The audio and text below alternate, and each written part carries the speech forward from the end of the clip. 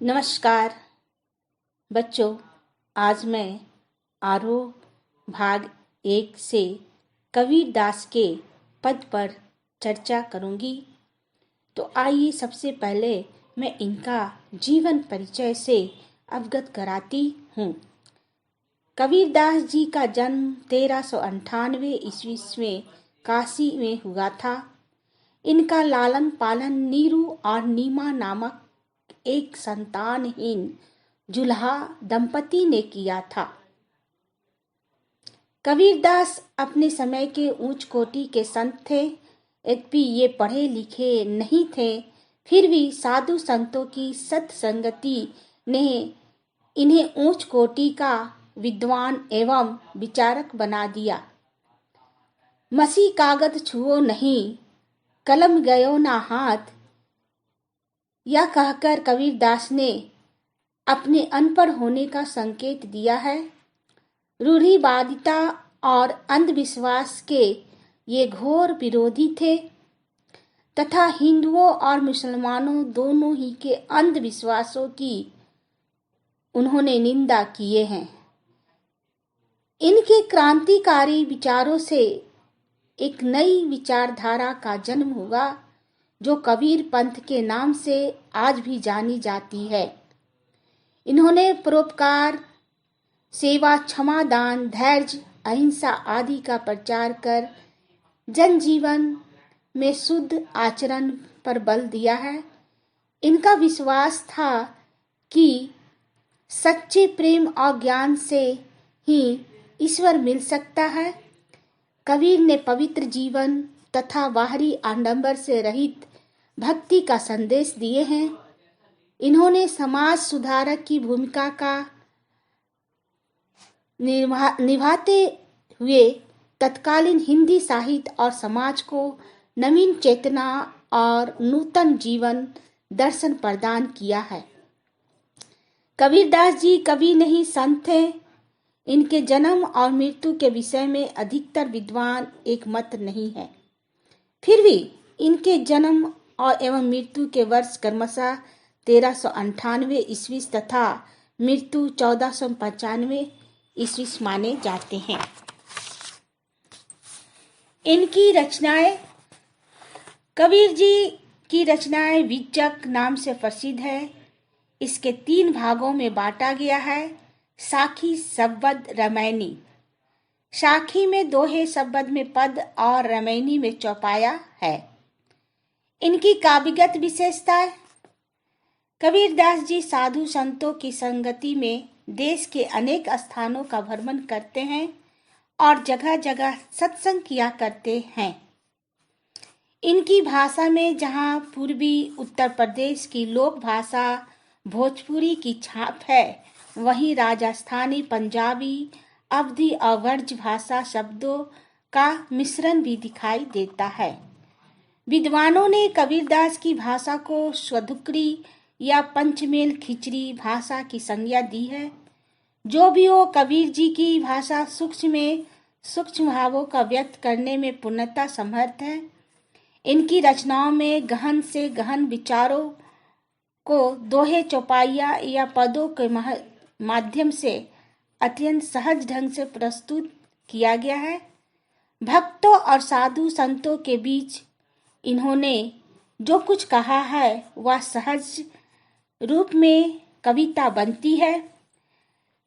कबीरदास जी के छंदों में ज्ञान नहीं था, पर छंदों को स्वच्छंदता ही कबीर की काव्य की सुंदरता है। अब आइए इनके पद में।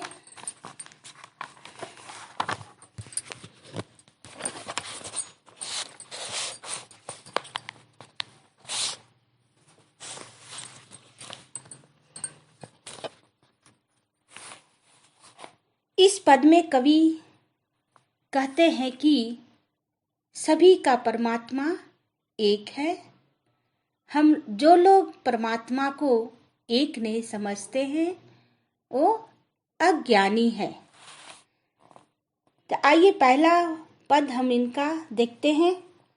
हम तो एक एक करी जाना, दोई कहे तिन्ही को दो जग जिन नाहिन पहचाना। एक ही पवन एक ही पानी एके जाति समाना। एके खाक गढ़े सब भाड़े एके कोहरा साना। जैसे बाहरी काष्ठ ही काटे आग्नि ना काटे कोई। सब घटी अंतरी तू ही व्यापक धरे स्वरूपे सोई। माया देखी के जगत लुभाना काहे रे नर गरवाना। निर्भय भया कछु नहीं व्यापे कहे कबीर दीवाना। प्रस्तुत पंक्तियां कबीर दास जी द्वारा रचित कविता कबीर के पद से लिया गया है। इस पद में कवि कहते हैं सभी का परमात्मा एक है।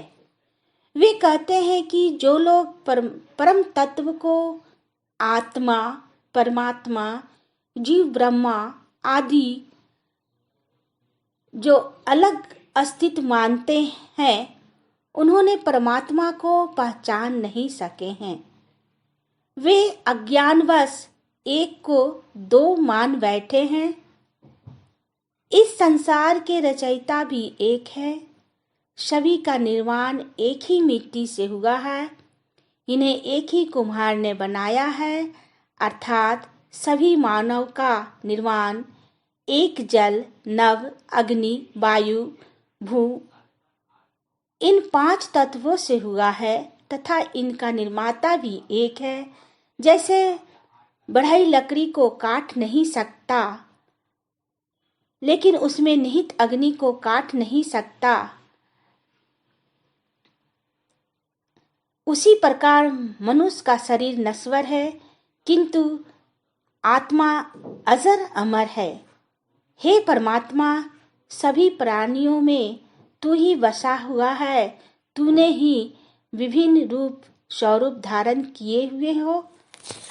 कवि कहते हैं कि हे मनुष्य, संसार के मायामय रूप को देखकर ये सारा संसार मुग्ध हो गया है।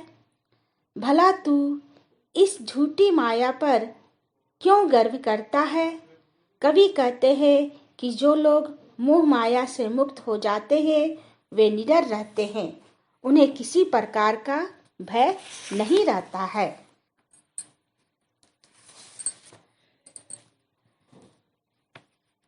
इस पद में कवि की आत्मा का विश्वास को दर्शाया गया है।